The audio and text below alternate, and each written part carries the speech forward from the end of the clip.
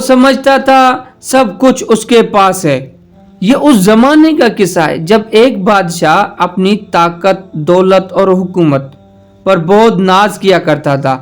اس کے حکم کے بغیر کوئی سانس تک نہیں لے سکتا تھا۔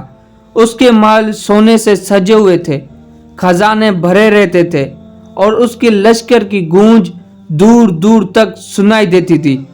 بادشاہ سمجھتا تھا کہ اس کی طاقت ہمیشہ قائم رہے گی اور دنیا میں اس جیسا کوئی نہیں۔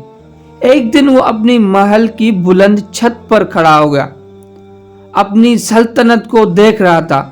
نیچے شہر تھا، لوگ تھے، بازار تھے اور ہر طرف اس کی حکومت کی نشانی تھی۔ اس نے دل ہی دل میں سوچا کہ میں کتنا طاقتور ہوں، میرے پاس سب کچھ ہے اور شاید دنیا میں کوئی بھی مجھے نقصان نہیں پہنچا سکتا۔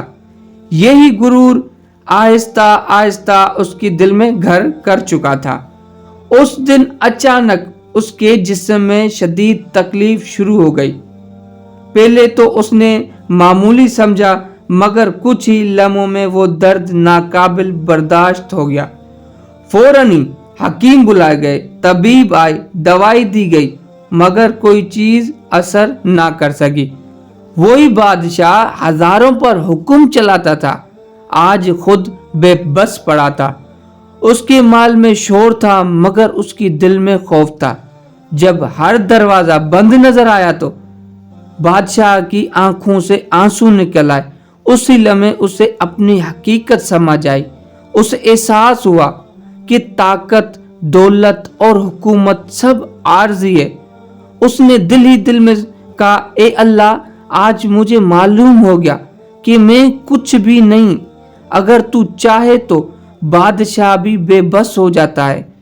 میں اپنے غرور پر نادام ہوں، مجھے معاف فرما۔ کہتے ہیں جب دل سچائی سے جھک جائے تو اللہ کی رحمت نازل ہو ہی جاتی ہے۔ کچھ ہی دیر بعد اس کا درد کم ہونے لگا اور وہ سنبھل گیا، مگر اس دن کے بعد وہ بادشاہ بدل چکا تھا۔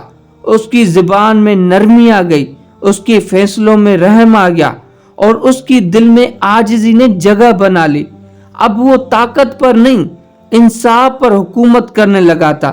یہ قصہ ہمیں یہ سبق دیتا ہے کہ انسان کو بڑا اس کی دولت یا حکومت نہیں بناتی، بلکہ اللہ کے آگے جھک جانا انسان کو بڑا بناتا ہے۔ غرور انسان کو گرا دیتا ہے اور عاجزی انسان کو بلند کر دیتی ہے۔